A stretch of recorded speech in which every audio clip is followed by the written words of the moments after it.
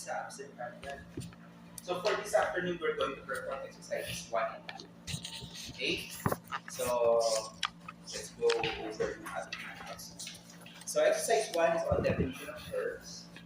So this laboratory exercise introduces students to the basic framework used in the studying of anatomy of farm animals. So we focus on direction of terms, anatomical planes, and the general body plan. So understanding these fundamental concepts is essential for accurately describing the location of structures within the animal's body, and for effective communication in animal science. So by learning how to properly use anatomical language and identify body orientations and sections, so students will be better equipped to explore the form and function of various organ systems in farm animals. So this foundational knowledge supports further study in both anatomy and physiology. So a part and parcel of our learning outcomes include the following. So number one will be familiarization with the different terms useful in the study of anatomy. Number two is identification and description of the animal's body. Number three is the use of terms in the study of anatomy of farm animals and understanding of the 10 systems of the animal body.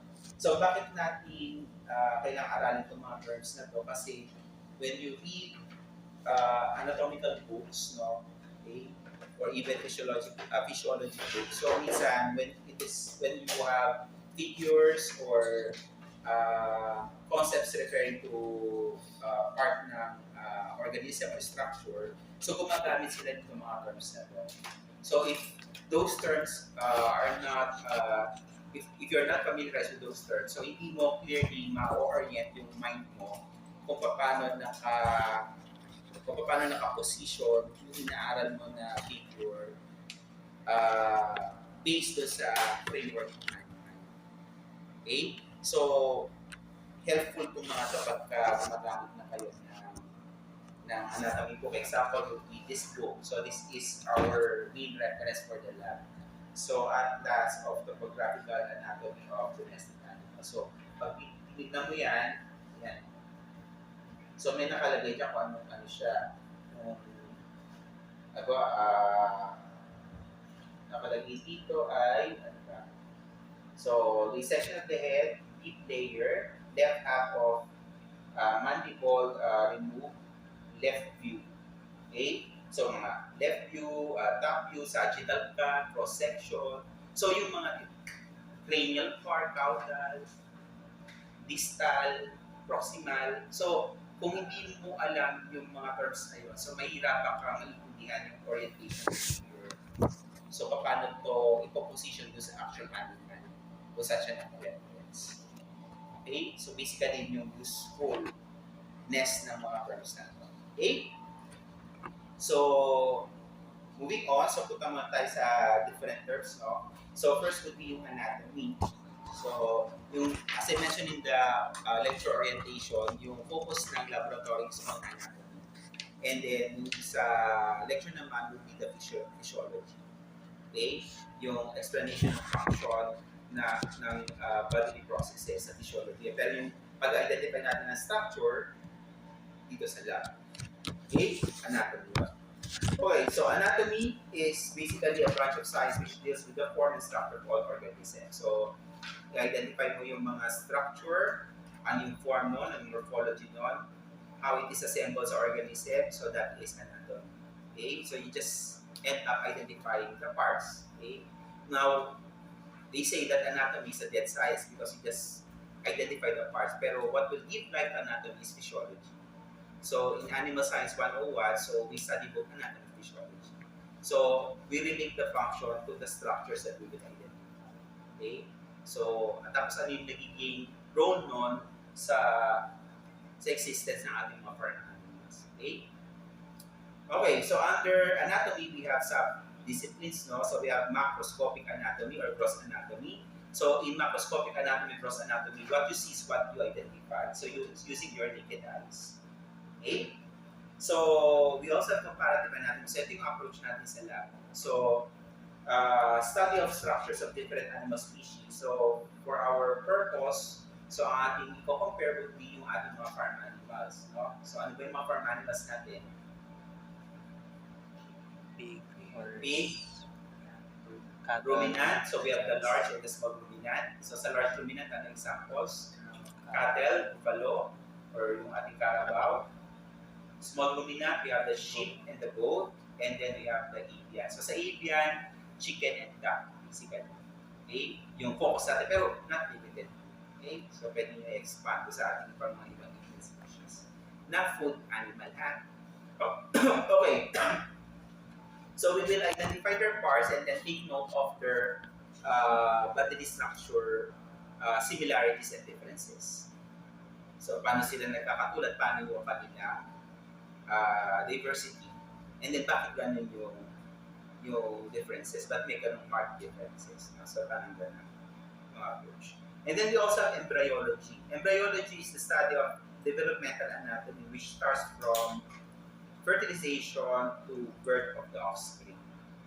Okay? So, ito naman yung sinistudy mo yung form as the concept was developed inside the uterus or even inside the egg for the case of your avian. Okay? So, bago mag-hatch or before hatching, yun yung timeline. Okay? Sa mammal naman, bago siya yung by the way, what's the difference between an embryo and a fetus? So when do we say that this is an embryo? When do you say that this is a fetus? Second trimester. Sige nga. Sige nga. Shit. Kapag nasa... This question.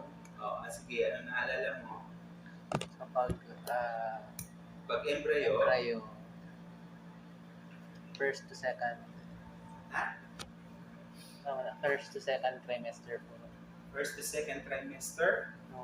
O ilang parts ba yung trimester? Tatlo po. Oh. Yung ba yung ating basis? Yung organs, hindi pa po fully developed. Sa? Siyempre. Okay. Tapos pag-develop na yung organs, of course, naghanap pa sila ng development, di ba? So pag na-define na yung organs, pag hindi pa na-define yung organs, nag-start pa lang mag-differentiate from the organ system, ano tawag ko doon? Embryo ba? Fetus? Embryo pa. Tama ka na yung Hindi pa fully mature. lahat sila hindi pa mature. Kahit ang fetus hindi pa mature, hindi pa nga pinapanganak eh, di ba? Saka even after birth, hindi pa naman mature, di ba? Nag-grow pa siya. Tama, nasa right track na kayo. Ano? Ikaw? Ano? Yes. Anong name mo nga ulit? Sophia. Dion. Marwin.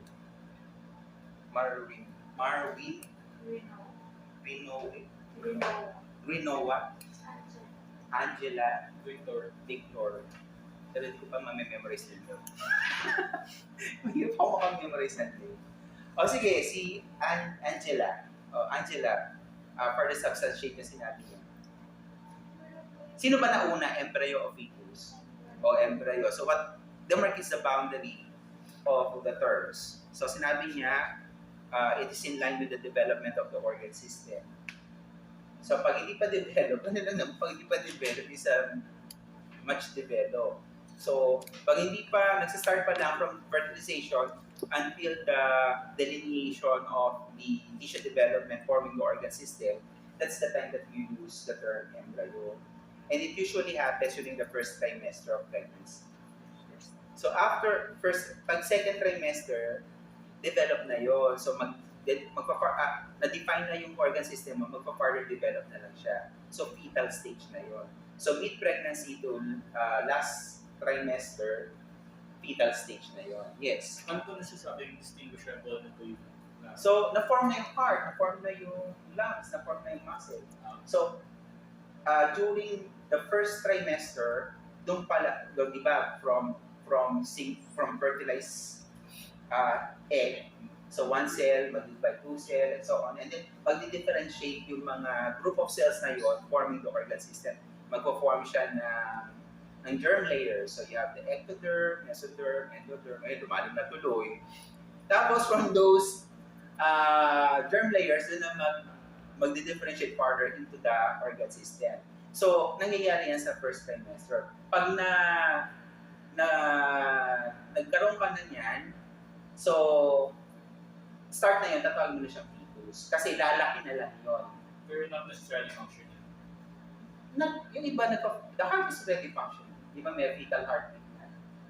Okay, so yung mga nerves na nagsistart na mag-form ng synapses. Pero, like for example, the respiratory, the lungs, hindi pa syempre.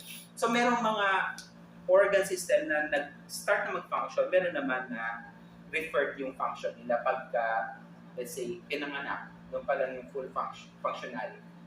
Pero it doesn't mean to say that it's not yet functional. So, depende kung saan point in life or development stage ng animal, whether it be in utero or post birth, magkakaroon ng full functionality yung organ system. Pero mostly by last trimester, dapat nagpa-function na every month. Okay? So meron ng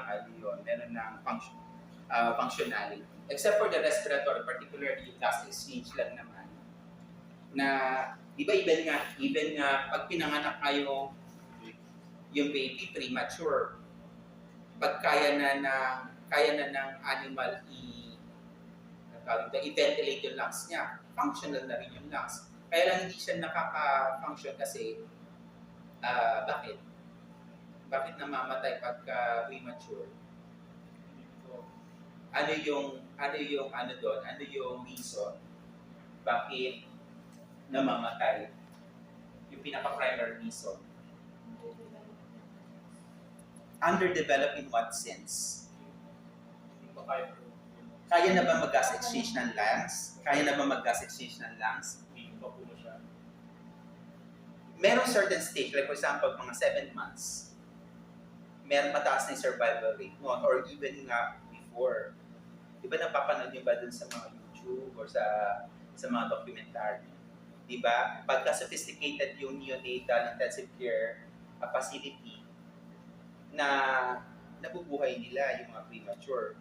Ang pinaka-crucial doon would be yung respiratory system, particularly yung functionality ng lungs. Pero ano yung reason, primary reason? Bakit yun yung nagiging reason ng mataas na rate na premature deaths? Bakit nagpo-collapse yung lungs? Structural. Structural ba? Hindi pa. Of course, structural kasi dapat hindi pa naman siya full term. Pero is it really the structure that is being compromised? Hindi po na-distribute sa lahat ng parte ng katawan. Na-explain ko before, ano yung hindi pa nasisikret ng mature lungs at that particular stage ng pregnancy that would allow better chance of ventilation kasi mas bumababa yung airway resistance.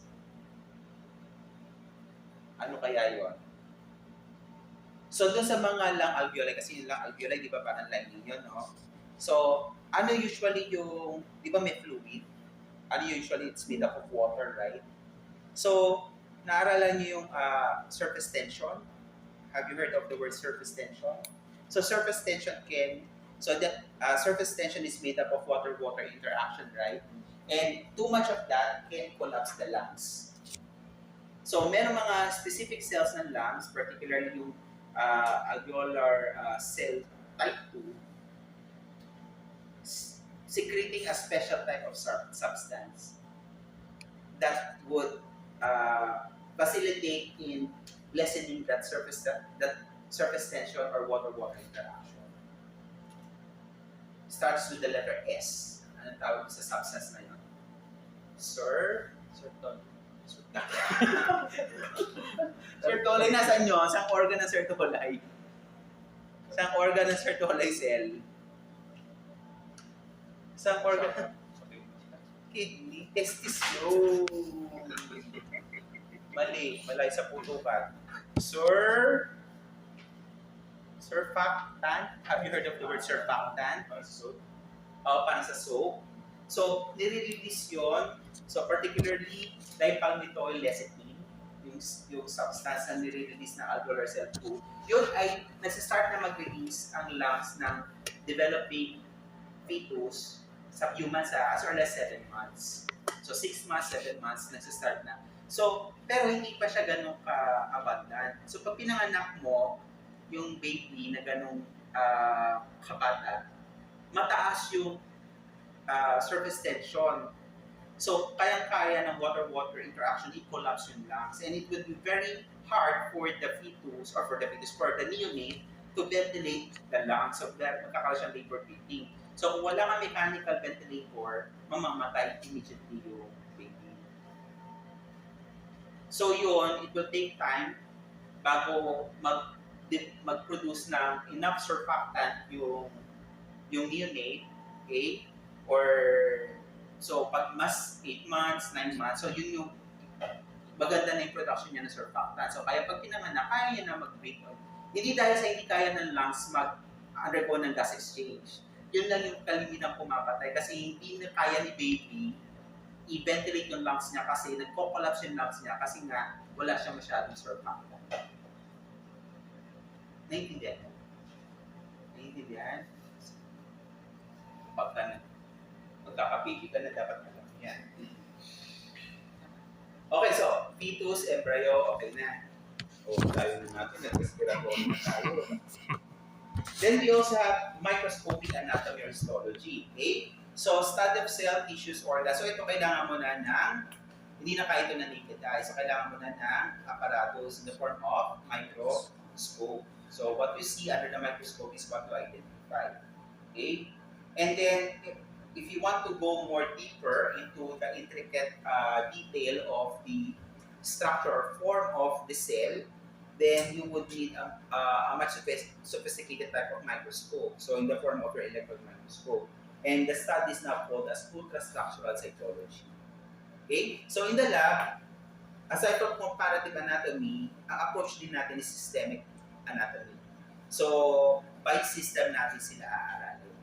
Okay? As we go on by the system, we also compare yung differences ng ating parameters. Okay ba yun? So, yun yung direction ng ating approach sa laboratory. Okay? So, we have here a table showcasing the systems, focus ng anatomy, and then anong tawag doon, and then the chief structure of the study. So, bakit kaya yung digestive, respiratory, urinary, reproductive, pare-parang splanknology yung tawag sa study ng anatomy nila? yung origin. Same origin. Same embryonal origin. So, lahat yung galing ay derivative ng anong tawag doon sa tissue na yon? Embryonal tissue. It came from the embryonal tissue which we call as splanchnopure. Splanchnopure, hence the term splanknology. So, derivatives lahat ito na endoderm. If tama yung aking ano. So, tingnan na lang natin. Okay? So, yun. So, splanchnopure. And then for the rest, you have the other nomenclature dun sa type ng study nila. Okay? So now let's go to the descriptive terms useful in the study of anatomy. First, we have planes. When you read or hear the word plane or planes, what comes into your mind? O yan, yung mga, parang ano siya? So how would you describe it? It's like what? X-wave. Oo. Axis. Or what else? It's like an imaginary cross. Cross ba? In front view. Oo nga. Pwede naman din siya parang flat length and width, parang two-dimensional na surface, no, na cutting through a certain specimen. So, yun. So, ikaw parang rough naman yung nasa isip mo. Mathematical kasi siya. Hindi. Okay naman yung planes din naman yun. Pero ako kasi ang pumapasok sa akin yung length width. Okay? So, everything is correct kasi imaginary siya. As long as cut through, it cuts, that plane cuts through, parang imaginary din dun sa aspect ng specimen mo understand. So, perspective tayo ng anatomy. Okay. So, we have first, median plane. Okay? So, isa-isa ko yung mag-ano. So, median plane. Sige, ikaw muna. Basahin mo tapos i-demonstrate mo. So, kunwari ito yung ating light animal. So, nasaan yung median plane ng light? Imaginary plane passing through the body, cranial cavity, which divides the animal into equal right and left half. So, kunwari ito yung handout mo as the plane. So, saan mo makikita yung median plane ng animal? Yun ay pagkaroon. So, it cuts the body, cranial, caudally. So, anong reference mo yung say cranial? Cranial ay Head, and then caudal eye. So, the direction of the plane should be traversing from the head, going towards the tail, and then dividing the body of the animal into left and right halves. So, yung median plane ng animal ito. So, running through cranial and then go ending here caudal, and then dividing the body of the animal into equal left and right halves. So, pag pinutol ko yan, tapos i-reflect ko yung naputol na part sa inyo, median view. Pag ganun yung pagkakaka. Okay? Next. Sagittal plane and sagittal plane, any plane parallel to the median plane. So, what do you mean by parallel lines? O, how would you define parallel lines? Lines that do not That do not intersect. also, so kung plane naman siya, parallel plane siya, so planes that do not intersect. So, kung parallel siya sa median, paano yung sagittal plane? Sige nga, demonstrate mo sa ating specimen. Since yung median part is Median, okay. below, Uh, and hindi siya nag-intersect, Ah. so it's possible na design uh, ng median plane yung okay. So, any cut and as divide long by as parallel sa median plane is a sagittal cut or is a sagittal plane. So, kahit tip lang yung matamaan niya, sagittal cut yun. As long as it is parallel to the median plane. So, kasi pag nag-aaral ng anatomy, pwede siyang series of cuts. So, ganun ginagawa nila doon sa ano, di ba? Parang bago nila ma-form yan, ngayon kasi meron na tayong mga virtual aid or tool. So, yun, yung mga reference na yun naka-base sa sagittal or other plane cut na discuss pa natin mamaya doon sa specimen, and tapos inassemble yun using using the AI technology. Okay? So, inassemble siya in the form of a reference. So, hindi lang to particular sa whole specimen. Pwede siya part lang. Like for example, ang head to, kunwari head. So, ito yung median plane ng head. So, lahat ng cut na gano'n ng head is sagittal cut. Tapos, yung i-reflect sa'yo, yun yung sagittal view. Yung mid-sagittal corresponds to the median plane. So, the mid-sagittal and the median plane are just one and the same. Do you follow? Paliwanag ba yun? Okay. So, pwede siyang part lang ng, with reference to a part of the animal, hindi laging buong animal yung reference mo. So, pwede isang part lang ng vertebra, tapos ginanong-ganon mo siya. So, but before you do that, you must know first how this part is oriented to sa main body ng animal. And that's the time that you do the plane assessment.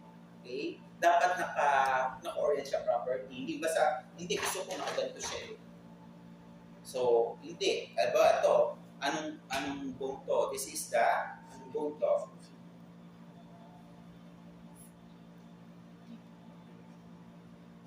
Ano? Hindi, anong bone? Anong bone to? Ha? Sa dulo siya. Recent crush. Dito ba yung sa crush mo? Oo. Anong bone to, Dion? Ah, mali yung naiisip ko. Ano naiisip mo? Ego style. Ha? Ego style. Hindi. Mali. Pigos. Saan natin makikita ang Pigos style? Sa manok. Ah, sa dulo. Sa avian. Nagganto ka na. Opo, sir. Nag-grab ka. Opo, okay. Nag-grab ka. So, dalawa lang pala. Pagkaliyan ko. Nakapag-bone ko dito.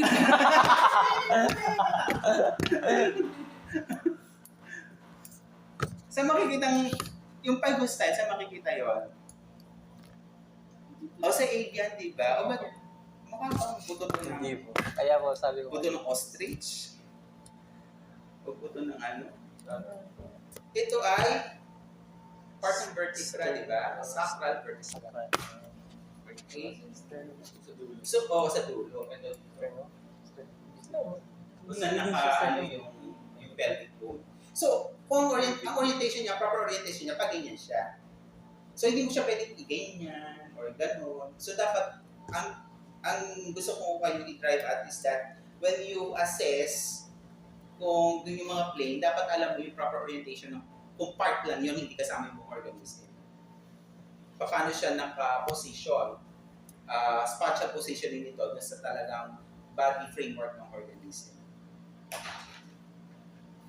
Walang retention kasi lang. Anyway, so gets nyo na ha. So next, doon muna tayo sa mga bago. At least, sige, titawan na kasi kanina pa natapan na. Ito muna. Number, transverse plane. Plane at right angle with the median plane cross section which divides the animal body into cranial. Punta ka na. So dividing the animal's body into cranial and caudal part. So sige, pag namitin mo, pag ganito yung part. So at right angle to the median plane and dividing the body of the animal cranial and caudally. So lahat ng part na to, kahit serial yan, as long as it is at right angle to the median plane and dividing the part of the animal cranial and caudal is transverse or cross-section. So, di ba nakita kayo? Cross-section ng stomach. So, you properly orient first the stomach and then you cut it at right angle to the median plane of the stomach. And that would be the cross-section, cross-sectional view of the cat. Okay? So, hindi necessarily na dapat, ano ba ito? Na dapat ay whole body ha, pwede rin ito, o ito, yung head, ito cross-section ko. So head na to, madidivide ko pa to into cranial and caudal part. So may cranial and caudal part, pag most anterior, kahit head na siya na yung reference, yun yung cranial border pa rin. Yung most caudal, so ibig sabihin, itong part na to ay malayo sa tail. Kaya ito yung caudal end ng scapula, kasi ang reference natin tail. Okay? So meron siyang anterior border, tsaka meron siyang posterior or caudal border. Gets niyo? So, pag kinat mo yan, transverse cut siya. So may reference ka pa rin, hindi nakapal kung ano yung caudal niya, ano yung cranial niya. Although, cranial na siya.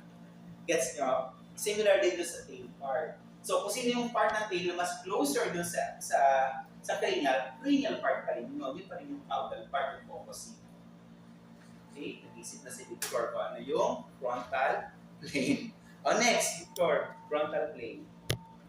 Plane at the right angle to both the median and transverse planes, which divides the body into dorsal and ventral parts. Okay, sige. Present. Paano siya? Not sure if meron. Sige. Okay. Okay, so tama si Victor, no? So ang frontal is at right angle to both the median and transverse. And it divides the body of the animal into what? Dorsal and ventral. When you say dorsal, ano kayang landmark reference niya? Dorsum. Nasaan ang dorsum mo? Not walking. Wala ka pa idea? Anong Anong reference ng dorsum or dorsal? Vertebra. So, nasa ang dorsal area mo? Likod. Yung likod mo, yun yung dorsal area. Yung ventral area mo is the opposite of your likod.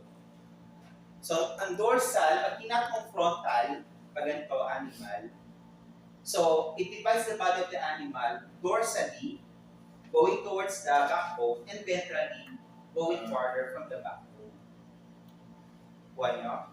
So, pag pinatagay niyang dorsal, frontal view yun. Frontal cap. O, di yun. I-demonstrate mo lahat sa katawan mo. Kunwari, ito, pintuan ng elevator to. Tapos naipit ka. Nakakat ka dito. So, paano yung median? Paano yung sagittal? Paano yung transverse? Hindi naman po ako gaganon po. Hindi. Tao kayo eh. O paano dito? Ay. Straight mo kunwari mag-ikot ka ng dito ng elevator. O. So, kung naipit ka ng median, sa median plane mo, ito yung pinto, paano ka maipit? O, i-demo mo. Pag ganyan. Sagittal, lahat pa ganon, na. Pagka transverse, kung madadapa ka, pag nakadapa ka, naipit ka pag ang transfer, frontal. Ano frontal? Hindi ka higa. Hindi ka ganyan. Kasi dapat, maharap ka lang, yan ang frontal ka. Oh, gets mo na. Pag hindi mo pa-gets, pag sa animal naman, para ma-appreciate mo siya, gumanong ka. Tapos kung paano ka na-cut kanina, i-relate mo na. Okay na. Sige. Isa lang yun. Pero hindi kasama sa exam niya. Gets? Okay, so doon na tayo sa areas. So first we have the cranial and anterior. So ang reference natin dito ay head. So kung nga ito, kung vertebra.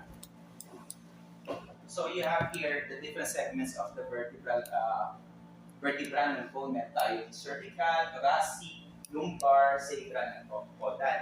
Kung by the region, yung placement ni cervical is more cranial than the, so meron kang dalawang points na pinag-compare, than the thoracic. The lumbar is much caudal to the thoracic. Okay? Ang reference would be close yung proximity at saka distance sa head or sa tail. So ito, so itong scapula, for example, so you have here this end and this end. So, itong end na to is much cranial, di ba? Compared to this end. Okay, so this is the cranial border. This is the caudal border. Okay? This is also the cranial border. This is also the caudal border. So, depende kung ano yung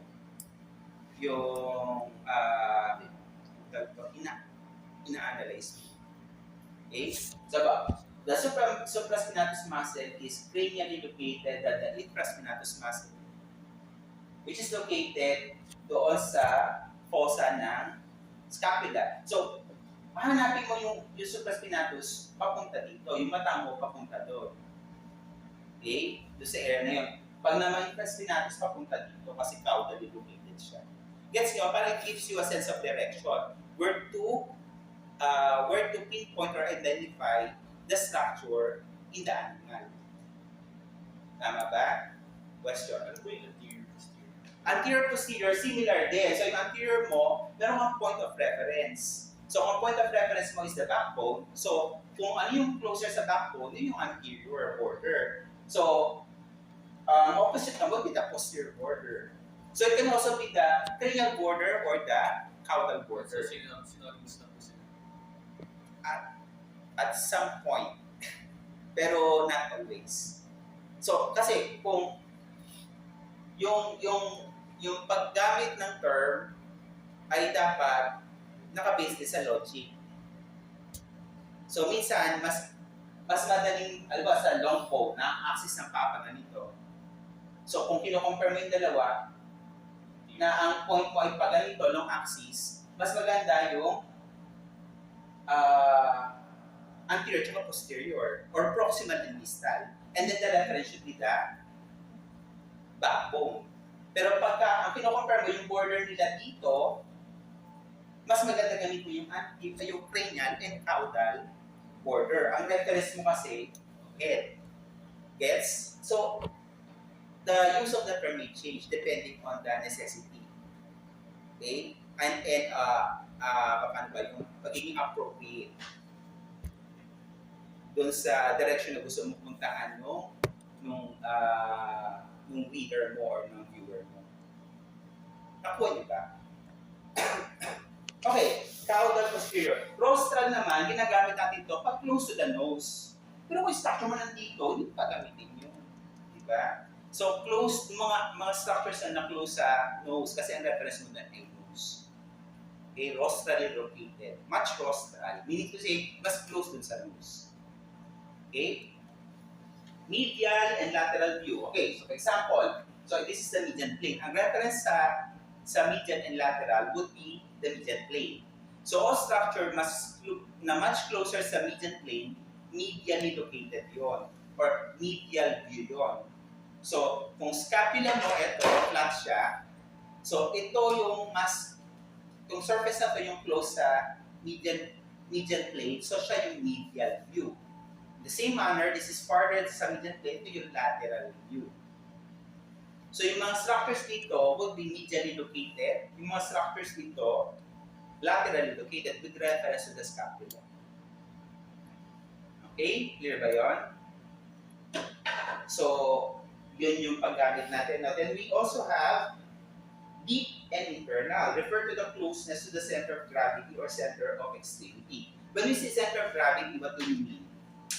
So, ano bang understanding nyo sa physics of center of gravity? O pwede na kayo tanongin na lumagpas na dito. At siya natanong ko, ikaw na yun. Center of gravity. Ang hirap ng pagpipigol lang. Aanin pa nga kayo, absent pa yung isa. So, matatanong at matatanong talaga. Tagisan ito na kaalaman. Mahilig akong mag-recitation, di ba? Center of gravity. Binigyan na kita ng time mag-isip. Habang nag-a-adlib ako, nag-iisip ka na. Yung balance. Oo nga, sense of... So, usually, sa animal, nasaan yung center of gravity? Kung saan concentrated yung mass ng animal? Sa front leg. Sa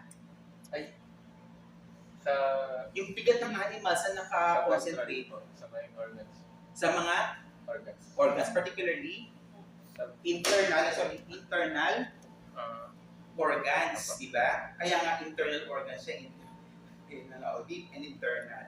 So, yung mga structure na papunta sa loob, deep internal yon. Tapos yung papunta naman sa skin, superficial. Alba, the rhomboideus muscle is deep to the trapezius muscle. So, pag inaral mo si rhomboideus, hanapin mo si trapezius. Tapos, para makita mo siya, kailangan i-transect mo si trapezius para makita mo si rhomboideus. Gets nyo? So, the rhomboideus muscle is deep and internal to the trapezius muscle. So, ibig sabihin si trapezius nasa surface ni rhomboideus. So, para makita mo si rhomboideus, ikat mo si trapezius, and reflect trapezius, and then that will lead you to rhomboideus muscle. So, ganun yung gamit niya. Now, okay, gets na natin. So, alam niyo na yung superficial and external. Proximal and distal. Ito usually ginagamit ito sa long bone, and ang reference niya would be the scapula, the vertebra. So, alam mo, ito yung humerus. So, this end ng humerus is the proximal end, and this end of the humerus is the distal end. Okay? So, pagka inorient mo yan, alam mo kung na itong part na to, nasa taas, ito, ganito yung orientation. Okay? So, for the movement, so madali na yan, no? Go about din na hanggang sa plane yan. So, ano yung palmar, ano yung plantar? Yung palmar or volar ng animal, ito yun. So, yung surface dito ng animal. So, ito yung palmar or volar surface niya. Yung plantar niya naman, dito rin. Okay? So, sa atin, nasa palm natin. Ito. So ito yung palm or ano natin, polar. Ang plantar natin ito. Okay? So sa animal, ito yun. Okay? So pag sinabing prone position in which dorsal aspect or dorsum of the body or extremities uppermost, in Tagalog, nakaano siya?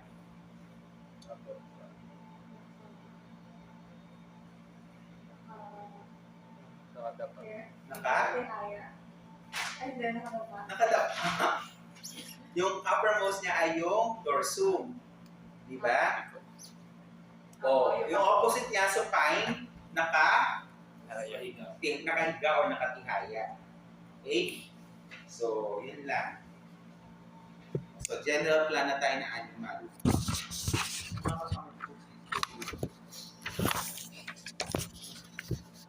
Dami-dami. Okay. So, sa akin sino pala? Dahil na sila police teacher. So, hindi maging teacher. Ha? Ay, hindi maging teacher. Hindi. Gusto ko.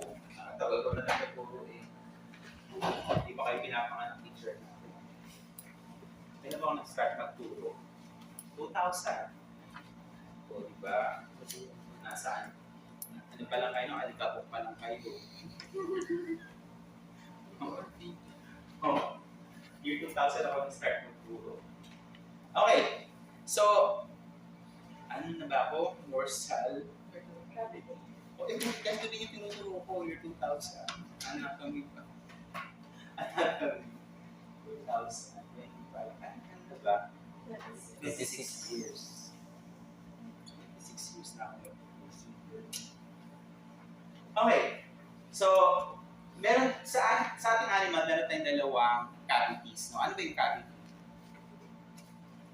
What is a cavity? Then, pagbutas or space.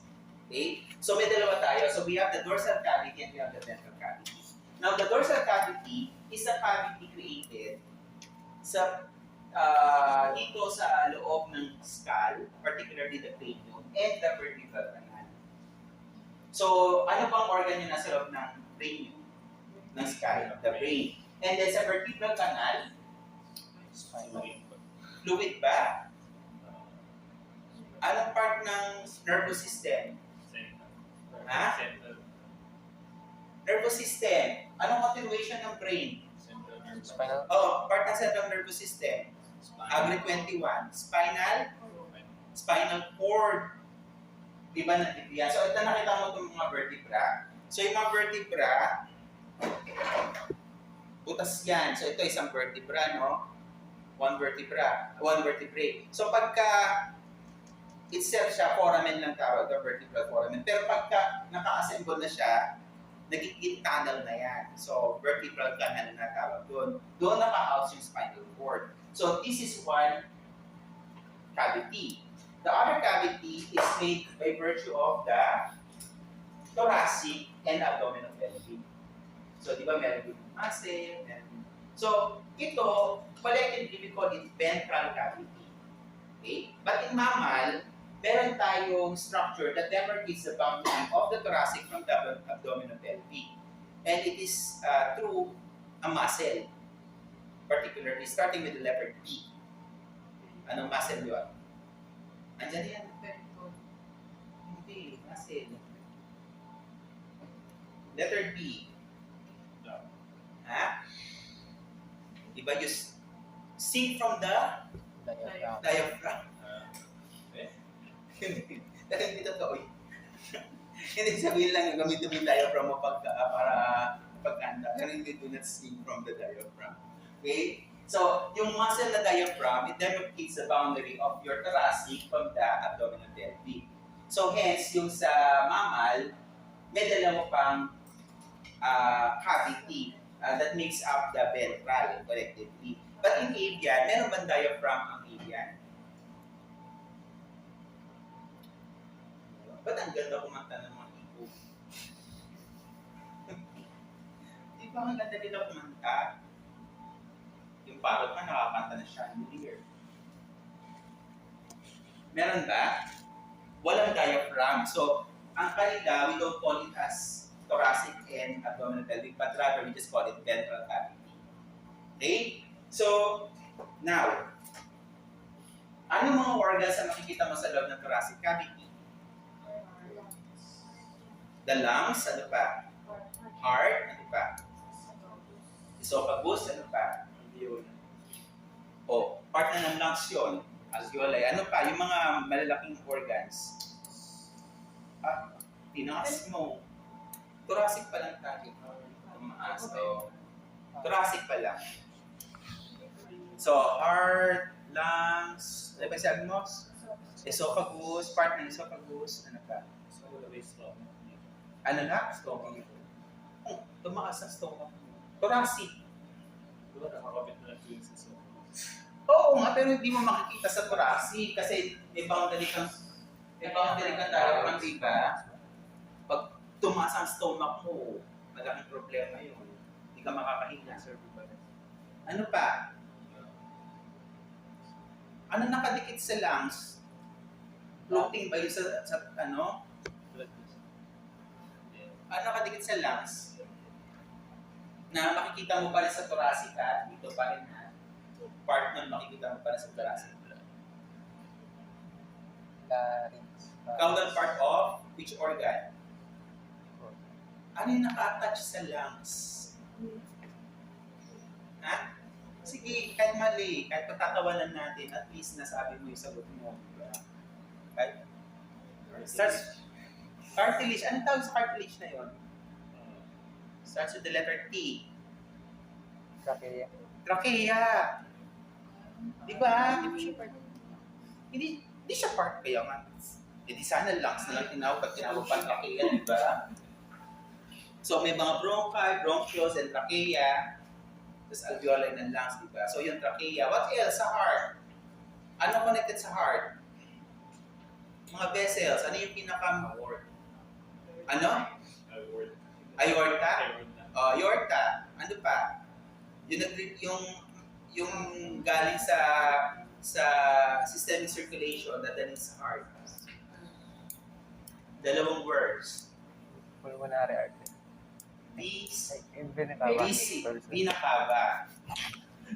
So, yun. Mga examples na niya, pero meron pang iba. So, yun yung mga major. Dito sa abdominopelvic, stomach, ano pa? Kidney, spleen, liver, pati yung mga reproductive organ. Sa babae, yung reproductive tract ng babae, ovary, fallopian tube, uterus, cervix, and cervix part of the uterus. Okay? Vagina, lahat yan nasa abdominal pelvic. Sa lalaki, ano yung part ng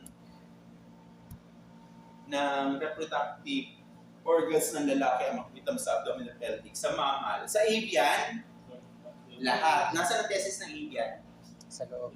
Nasa? May ventlo bang avian? Internally located. So, sa mamal, meron siyang Proton. mescrotum siya, nandun yung testis. So, ano yung part ng reproductive organs ng mammal na makikita mo sa abdominal pelvic? Vas deferens, portion of the vas deferens. What else?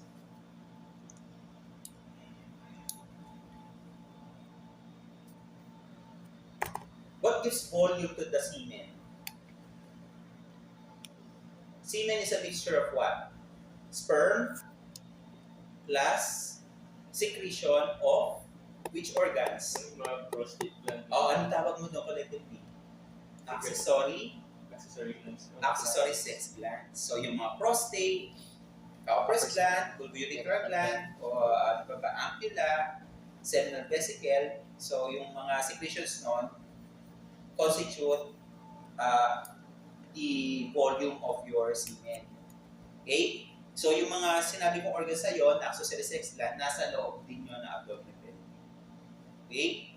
So, review lang to ha. So, clear na tayo, no? Now, yung wall ng thoracic wall, and also the surfaces of the organs present doon sa thoracic cavity is being lined by a serous membrane, connective tissue. Okay? So ito yung translucent na membrane na nag-glisten doon sa surface at saka ng wall ng thorax at saka ng mga visceral organs sa thoracic cavity. So, the name of the serous membrane is pleura. P-L-E-U-R-A. Pag yung pleura nakadikit siya sa visceral organ, tawag natin doon, visceral pleura. Pag naman sa wall, thoracic wall, parietal pleura tawag natin doon. Now, yung heart, dahil special structure siya, special organ siya, yung pinaka-serous membrane ng tawag natin is pericardium. Pero it goes continuous with the pleura of the other surfaces. Now, this pleura, this organization or this setup creates another space which we call as pleural space or pleural cavity. So it's another cavity, okay, that is being created because of that particular organization. Okay? Now, ang tanong ko, sa loob ba ng pleural space or pleural cavity, may organ? Wala. Wala. Kasi parang blind pouch siya. Okay? So, anong role nun? Malaki ang role nun sa respiratory system. Oo, so negative pressure yun. So, this allow the lungs to not collapse completely. Okay? And then when we inhale, this pleural space expand. So, giving a suction effect doon sa surface ng lungs, making the lungs to expand as well as we breathe in air into it. So, parang it aids up in what? In respiration or ventilation. Okay? So in the same manner, we also have this serous membrane lining the surface of the internal organs here at the abdominal pelvic. Also sa abdominal wall. Ang tawag naman natin doon sa serous membrane na yon, so pareho lang yun na, kaya lang magkaiba lang yung pangalan niya. So dito ang tawag natin ay peritoneum. So meron ka rin peritoneal space na walang laman. So, blind pouch lang siya. Okay? Clear ba yun? So, dito pa rin ulit. Nang-alin. Sorry. Peritoneum.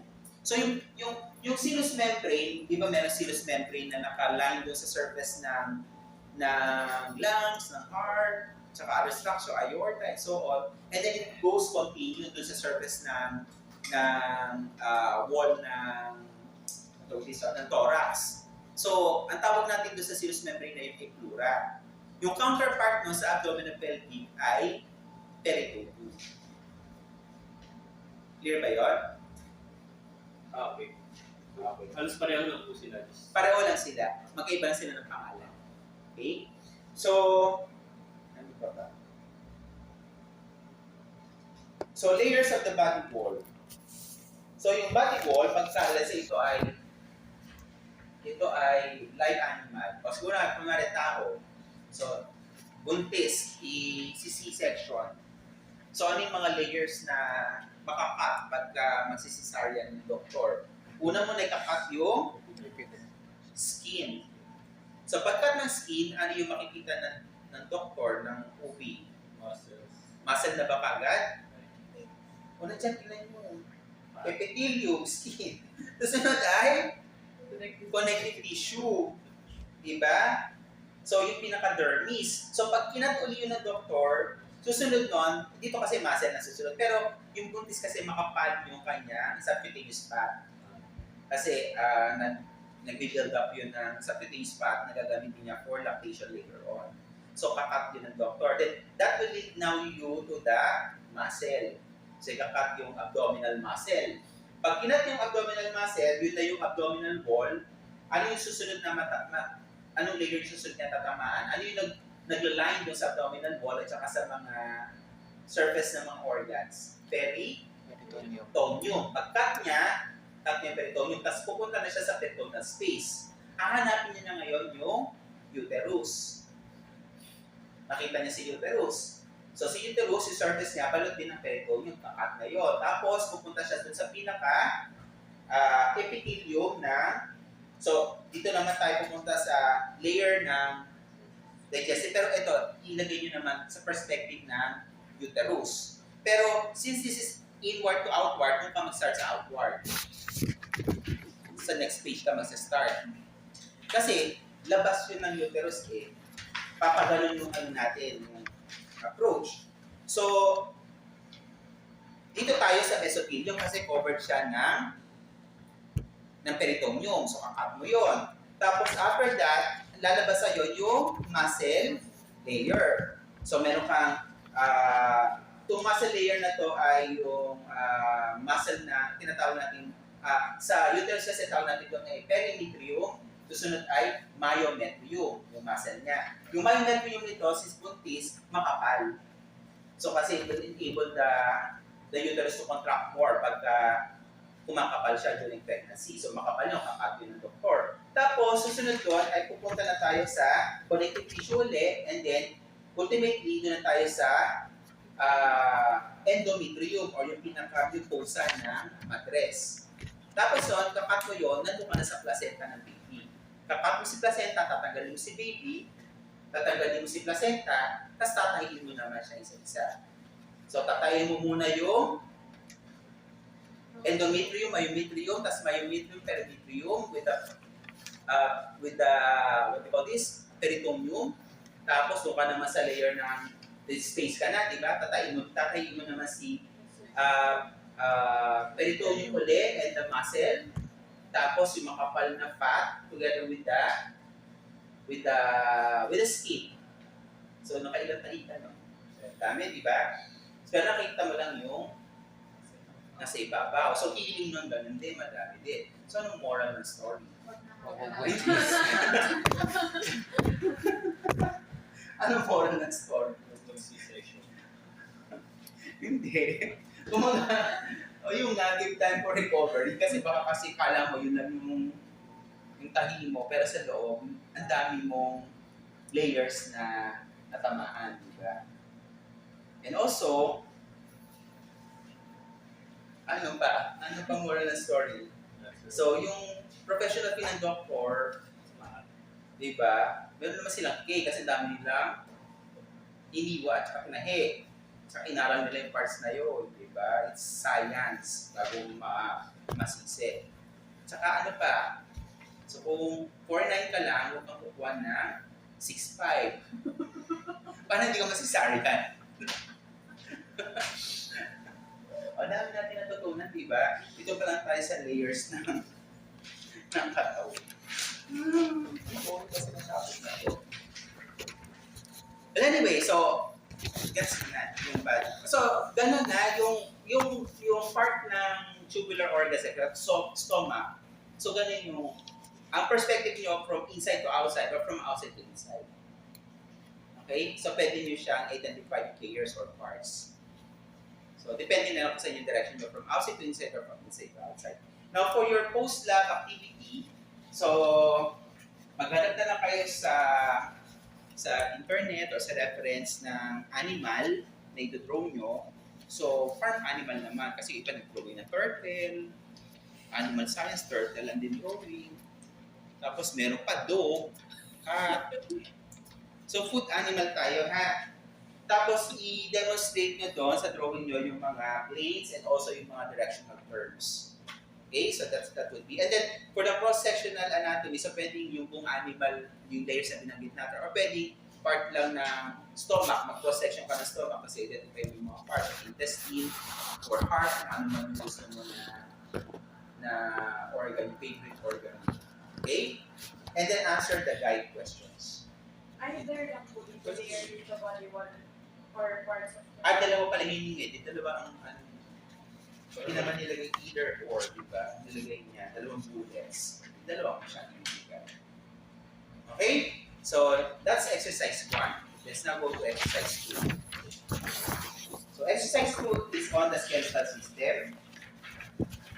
So, this laboratory exercise introduces students to the basic structure and classification of bones in farm animals. So, clear understanding of the bone-related terms and anatomy is essential in the study of animal structure and function. So in this activity, students will explore the parts of the bone, learn how bones are classified based on their shape, and observe differences in bone development between young and adult animals. So by examining bones closely, students will also gain insight into their various roles in support, movement, protection, and mineral storage, building a strong foundation for further study in anatomy and physiology. So, learning outcomes include the following. Number one, familiarization with the terms used with reference to the bone, identification and description of the parts of the bone, understanding the classification of bones according to their gross appearance, differentiation of long bones between young and adult, and lastly, determination of the function of the bone. So first, let's go to the parts of the bone. So example would be, ilang buto to? Ilang main bones ito? Isa lang ba?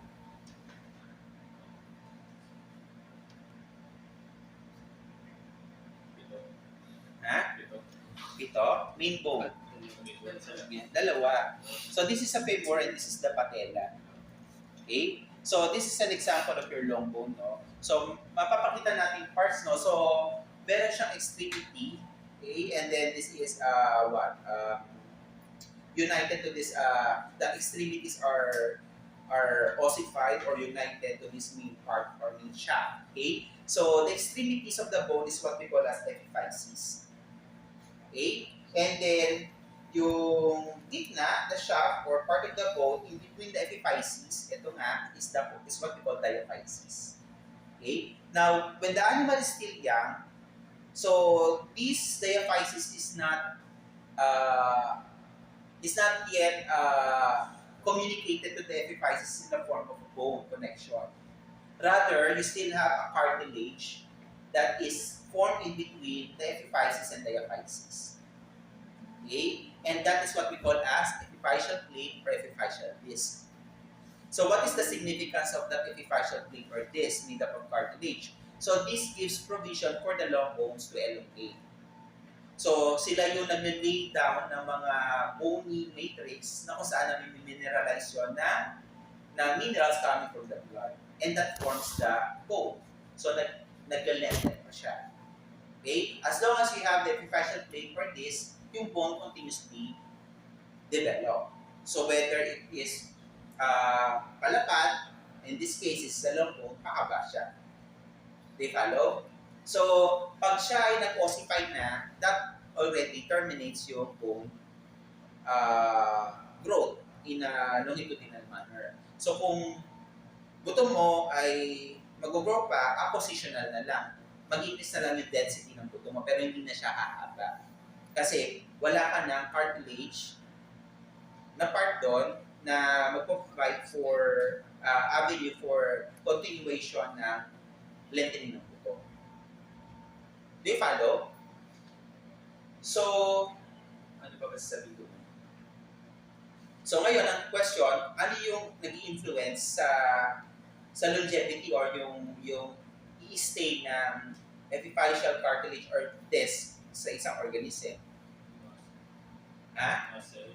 Muscle ba? Muscle ba yung nag-i-influence kung kailan mag-ossify yung cartilage? Sino ba dito yung mga matatangkad?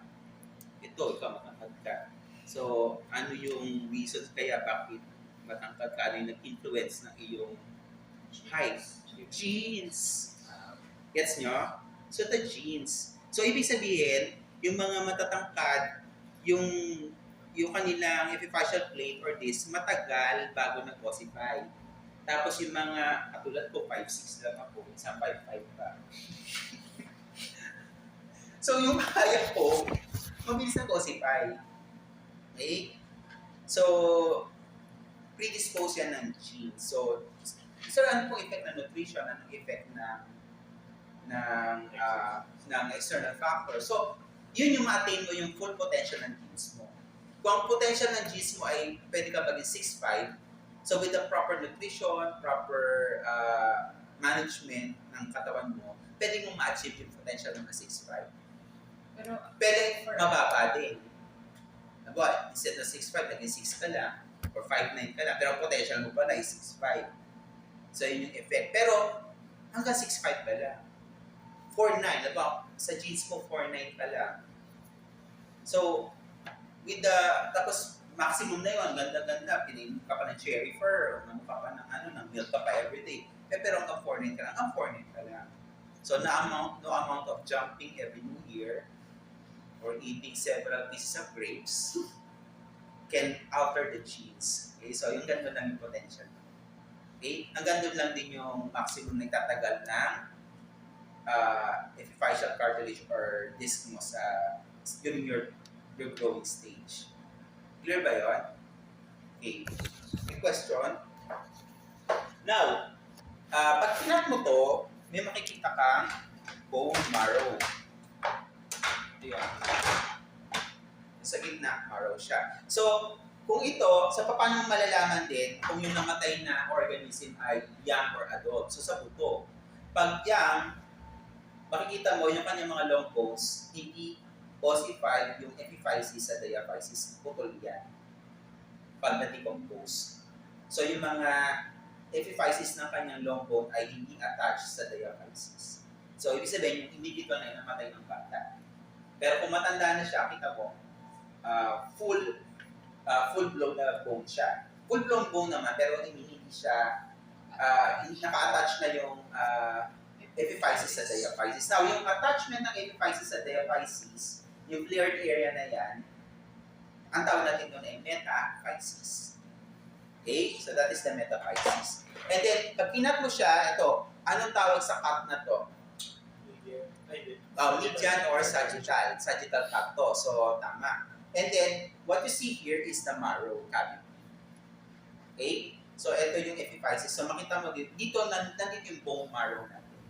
Yung red bone marrow. Ito yung site na blood cell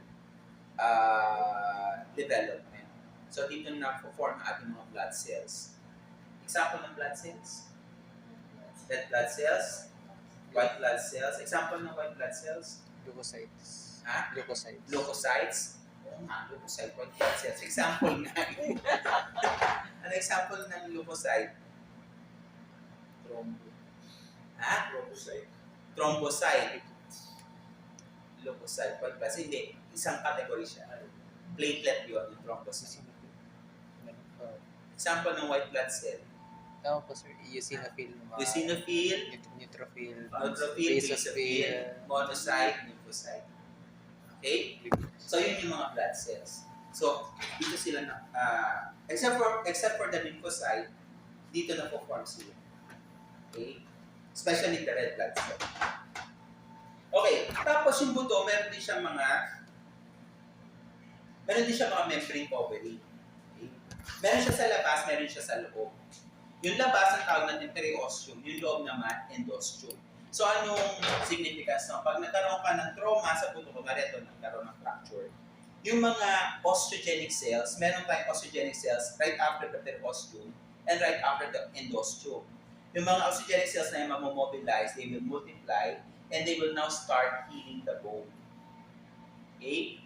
So ngayon, pagka nagkaroon ka ng fracture sa buto, regardless whether there is medical intervention or not, the bone will heal itself.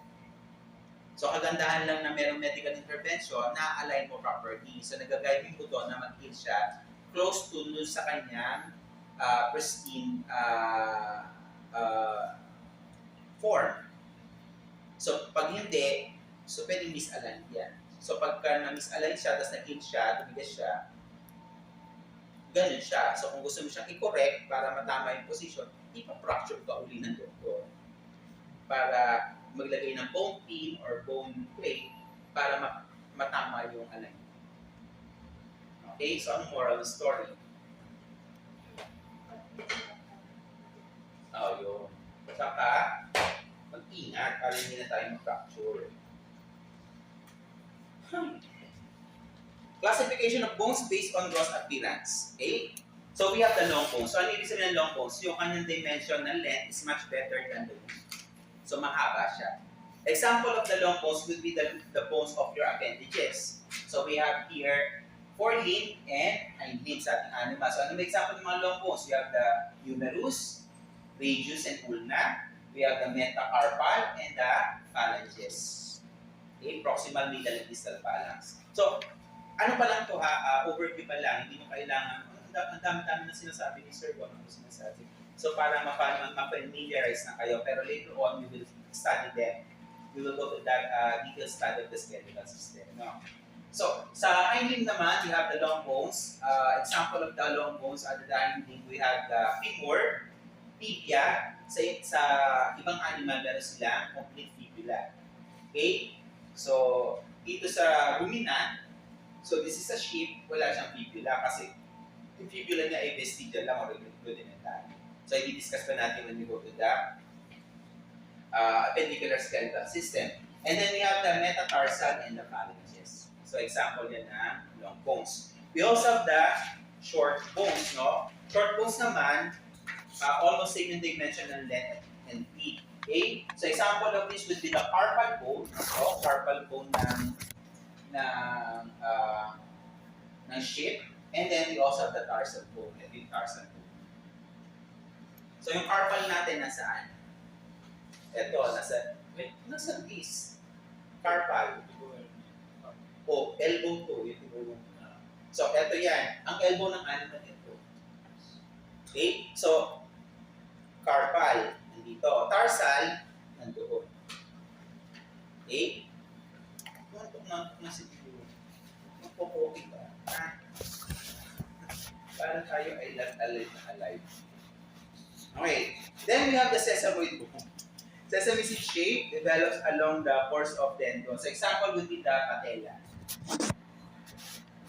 And then marami pang sesamoid bone. Pero usually during preparation, nawawala na yan. We also have the irregular bones. So unpaired bones in the median plane. So example nito would be the vertebra. Okay? And pneumatic bones. Yung pneumatic bones sa mas, usually sa eagle, especially yung mga flying birds, no? May mga air sinuses yung mga bones nila para it adds buoyancy pagka nasa taas na sila to have a greater altitude while flying.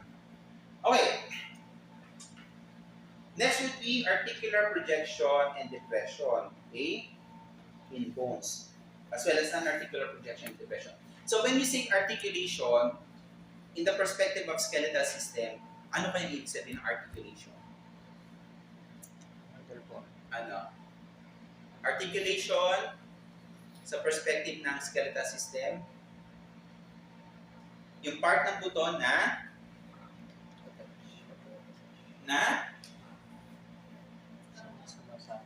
articulation, articular surface, non-articular surface. Nasaan? Connection. May Connection. connection sa pangbuo. connection ba? Or attachment ba? Or Friction.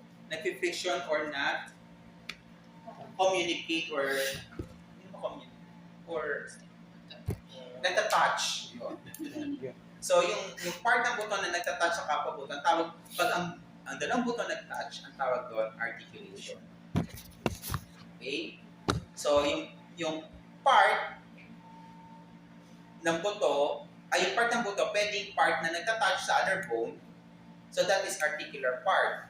Pwede rin naman hindi nagtatouch sa ibang buto, that is non-articular part. Do you follow? O board na kayo? Skeletal pa lang ito. Intro pa lang siya ng skeletal. Okay? Okay, so, kagaya nito, itong buto na to, so this is femur. So, itong mga parts na to, they do not touch other bones. So, these are non-articular parts. May mga parts na nag-a-attach or nag-communicate sa other part ng ibang buto. So, that would be articular part ng humerus. So, yung articular part ng humerus, pwede siyang, saka non-articular part ng humerus, pwede siyang naka-usle, naka-umbok, or nakalubog or butas. Pag naka-usle o naka-umbok, ang tawag natin yun ay projection. Pag naman naka-lubog or butas, ang tawag naman natin yun ay depression. So, yung articular part ng buto, pwede siyang articular projection or articular depression.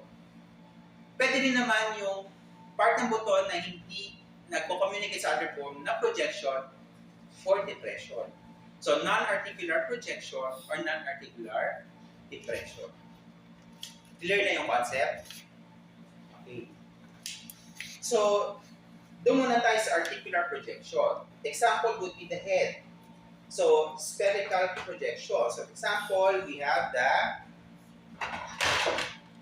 ito ang humerus. Humerus to. So, this is the head of the humerus. The head of the humerus articulate with the depression, articular depression ng scapula. Okay? And both of these are articular parts of these respective bones. Okay? So, they communicate. You follow? So, dahil mababaw itong glenoid cavity, which is the articular depression part ng scapula from where it communicates to the head of the humerus.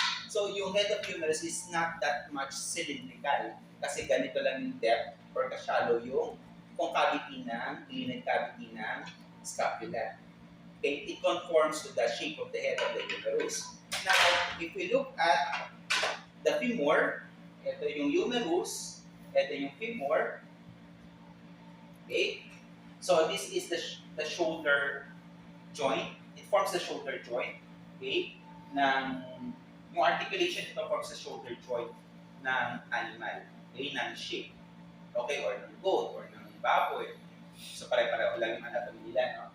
Ito naman, it forms the hip bone, hip joint. Okay? So, the hip joint is formed by the articulation of the head, which is an articular projection ng femur, and then you have an articular depression ng pelvis. So we call it acetabulum. Take note of the concavity or depression, much cylindrical. Kaya mas cylindrical yung head ng femur. So yan.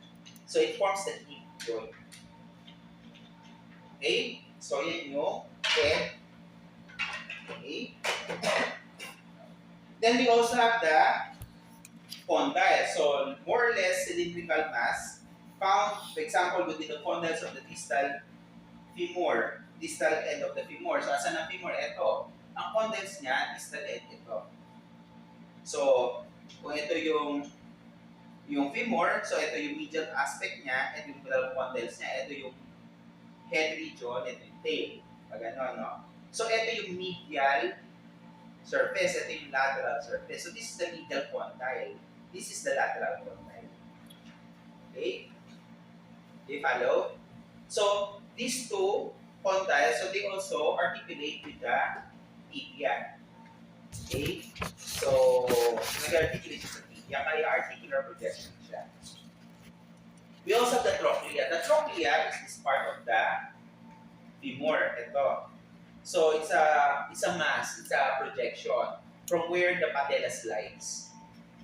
So it's a form of articulation. So it's a articular projection. You follow? And then we have facet. So maliliit yun yung mga individual na bones ng carpal. So they are articulated with the upper surface ng carpal bone. So yung surface na yun is what we call as facet. Okay? Then we have non-articular projection. So projection siya naka-usli, naka-umbok, pero walang articulation. Example of this, we have the process. So spinous process and transverse processes. So ito yung vertebra doon, nakita niyo may mga spinous process yan. So mga processes na to, naka-usli, naka-umbok, pero walang articulation with the other bone.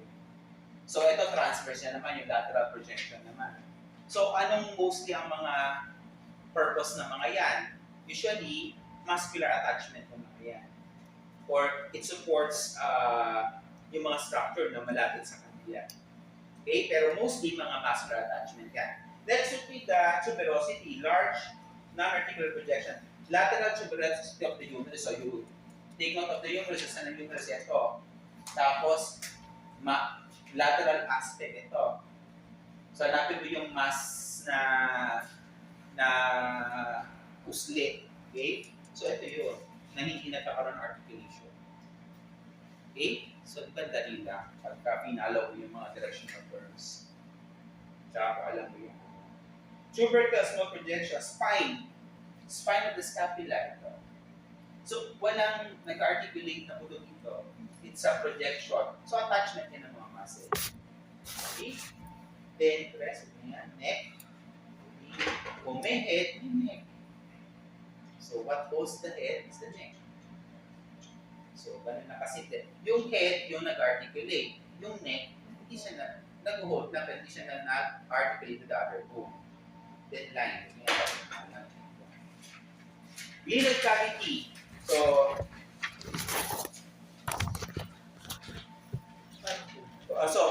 articular depression, glenoid cavity, nabanggit ko na yun. So, yung nag-articulate sa head ng humerus is the glenoid cavity of the scapula. So, ito. Cotyloid cavity naman ay yung sa hip joint. Cotyloid siya, pero yung pinaka-technical term nito, pangalan nito ay acetabulum. Okay? And then a notch. Yan. So, we also have non-articular depression in the bone. Example would be the fossa. So, itong scapula, may mga fossa siya. Okay? So, depression daw ito, pero parang flat lang naman dito. Pero wala tayong gagawin sinabi ng mga anatomies. So, we have the subscapular fossa, suprascapular fossa, infrascapular fossa. Okay? So, attachment yan ng suprascapular muscle, supraspinatus, infraspinatus, and subscapular muscle, respectively. Okay? Foramen. Example would be foramen magnum. Ito. Ano lumalabas dito? Ito.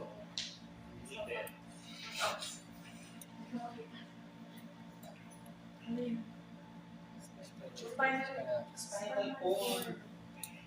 Okay. Wala ko, sir. Nasa lalamunan. Ito. Ito yung... Sige ah. What eye Yes. eye socket po? Eye socket. Ang eye socket ito to Barbie. And how I use that for an Yes, you can consider it as a depression. Okay?